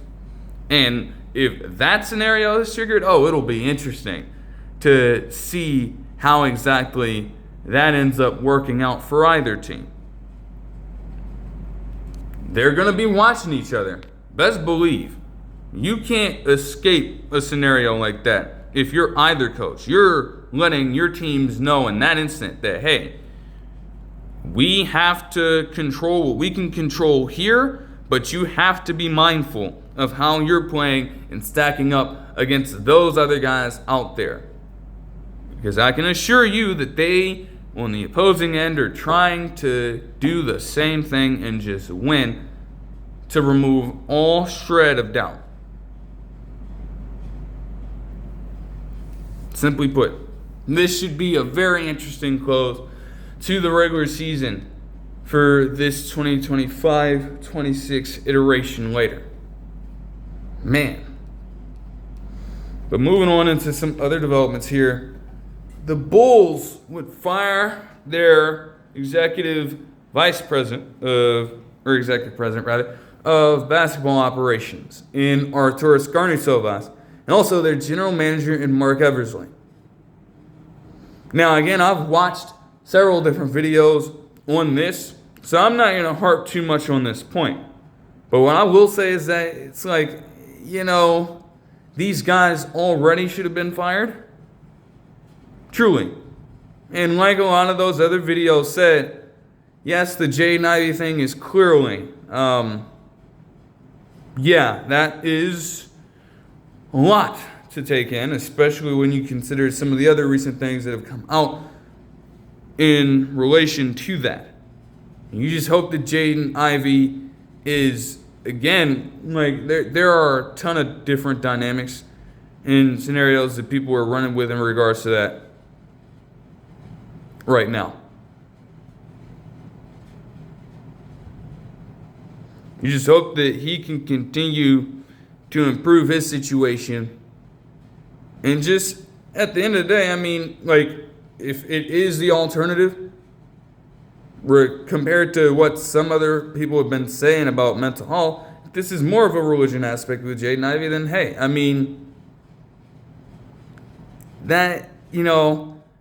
that component of it is not something that can be lost and should be considered. So he may not totally be doing anything not anything totally out of the ordinary. That could be him envisioning himself doing what is right by said faith. So you can't necessarily grill him for that component of it.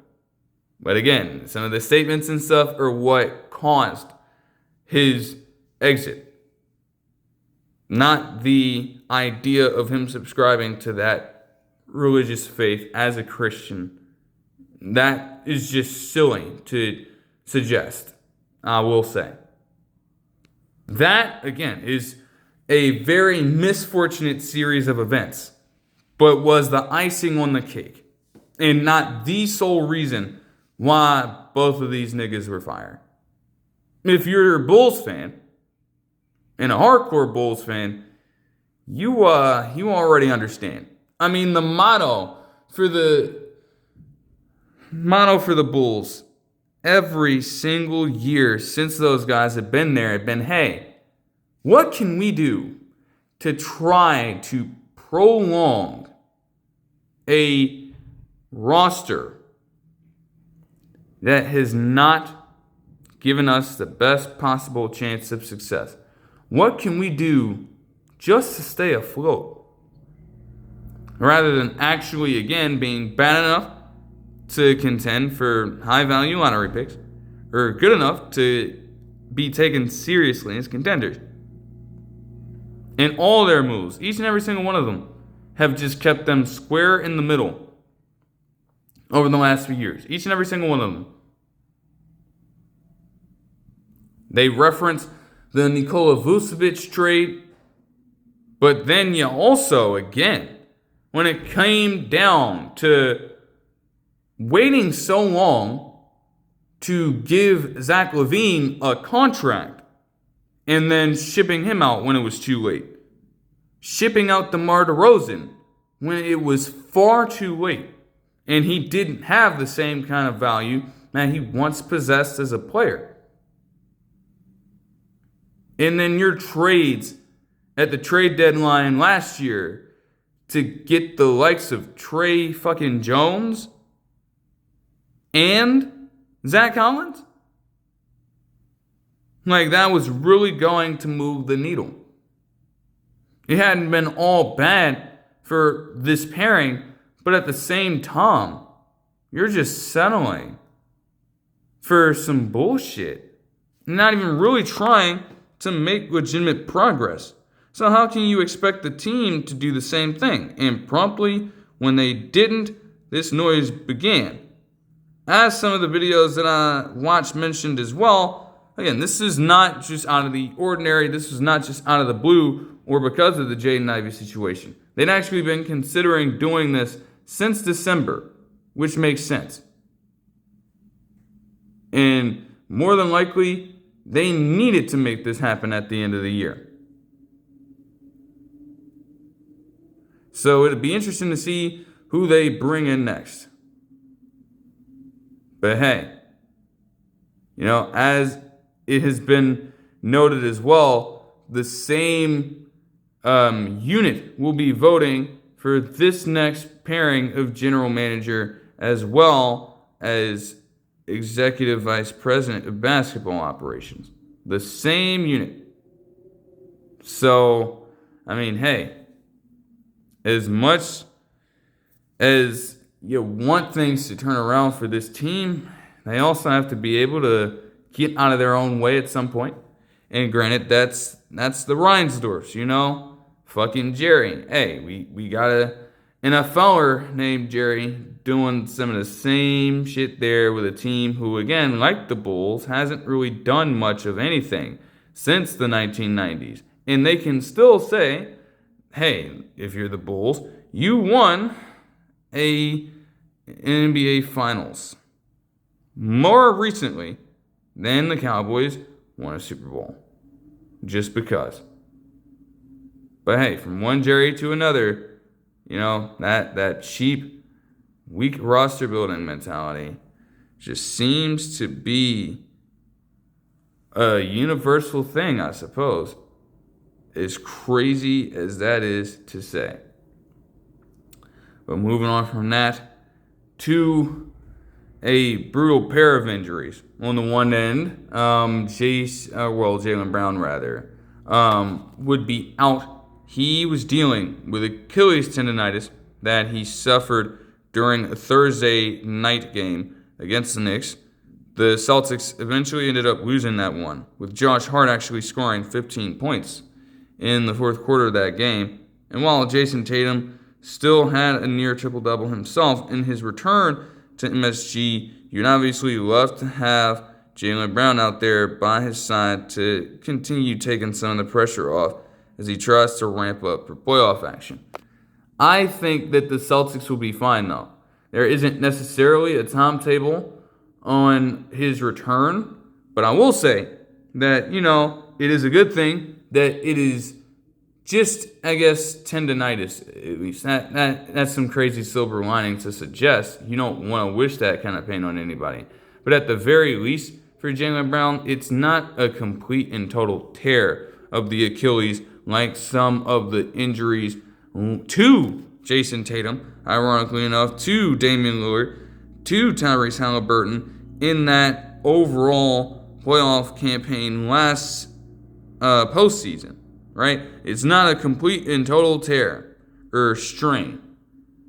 So, if he can recover from that and can get back to full health soon, he may end up being back in no time. You obviously want to manage it appropriately because you don't want a repeat of a scenario like that. But I'd imagine that the Celtics, even though the Heat, the Magic they're facing off against, are going to want to try to win that game, I'd be comfortable with them just resting most of their guys. If Jason Tatum has to play to continue to get that ramped up action, cool. But let everybody else rest. Don't force Jaylen Brown, to have to come back too early if he doesn't need to. Allow him to get healthy and continue your own campaign of playoff action from there. Joel Embiid also underwent surgery for appendicitis per Shams Charania, as is the case with most of these other players, and updates from Shams Charania as well. It's terrible, man. Here I was, man. talking about that Celtics 76ers game a couple months ago to this point, thinking, hey, the way Joel Embiid is moving out there, the fact that he had his first game with multiple dunks and threes since like 2019, it had been several years, bro. And he'd been doing that in that game. And he'd been on a stretch in that specific portion of the season to where it's like, oh, okay, this man might actually be healthy. And you heard all the analysts saying it around this time. Oh, man, he looks so ready. He looks so good right now. And it is about maintaining that throughout the rest of the season. If he can stay healthy, if he can keep himself out on the court and provide for this team, oh man, he is going to have himself quite a renaissance yet. That is the territory we were getting into with him.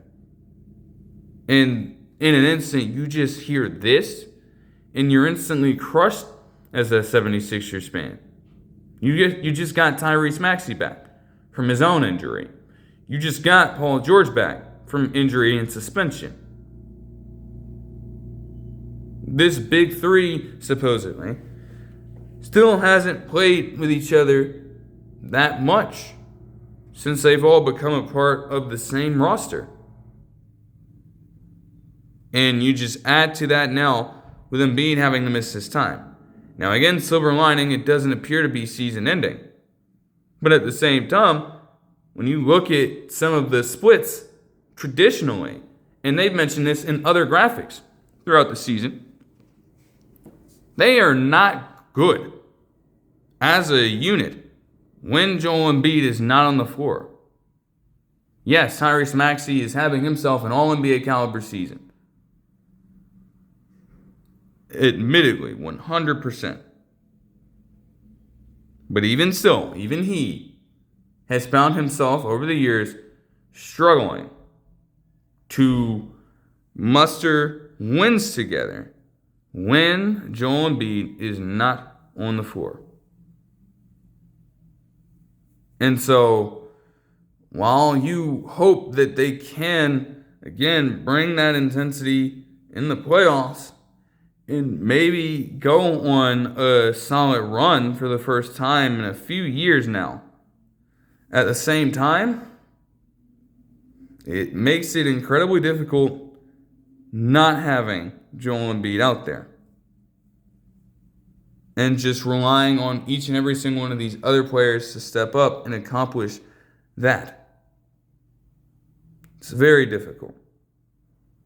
So we will see for sure. It should be interesting.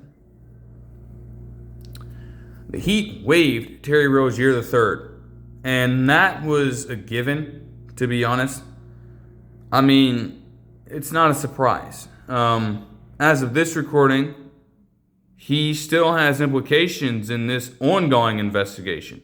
That honestly, again, I can look back into it because it has been that long since this last really got updated. And again, from that standpoint, it's like, maybe the overall press is just trying to keep it under wraps. But I'm sure there have been other developments going on in this case. So I'll have to try to take another look at that in time. But, you consider that, and you consider, again, what he was allegedly involved in doing. And you just, at that point, have to cut your losses as a team. I mean, the man, with that result, he, did get you some compensatory draft capital back because of the Hornets' involvement in not detailing the fact that this could have been a situation Miami had to face. They never disclosed this information to them. And so that's why you heard about that specific report from Shams Charania previously. Again, you don't know at this point how guilty or not Rozier the third rather, really is. But to just have an empty roster spot still there, it's not worth it. You can give that opportunity to a more deserving player right now, and someone that you know is actually going to be available and frankly, hopefully, not have themselves involved in any gambling.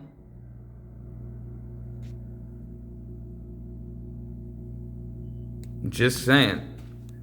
And then the Lakers would waive Kobe Bufkin. Yeah. Like, that's just, okay. You could have seen that coming from a mile away, to be fair. And, okay, they just signed Nick Smith Jr. on a standard 2-year contract, as I'm seeing here. They've had him for a little while now. Obviously, he came over from the Hornets, and he has mostly been a relief player from time to time. But, again, if you're the Lakers, you are trying to find out who can at least give you a game, 2 games of quality play to just sustain and hold you up until you can get some of these other guys back. You're not afforded to have the likes of Austin Reeves and Luka Doncic out there, but at the very least, there is still an opportunity for you when it's all said and done to find some quality play from even a backup point guard. And Nick Smith Jr. could serve to be that. I don't think he'd be logging any starts, but you're looking for him to spur that second unit and at least give you some quality play down the stretch. If Luka Doncic comes back, then hey, that gives him a chance to fully play free on the bench. But for now, it's about trying to find the most ideal alternatives that don't cost you too much now, simply to, again, stay afloat during this playoff run. That is really what it all comes down to. But that'll do it for this one. I hope you guys enjoyed the video, and I'll see you guys in the next one. Peace.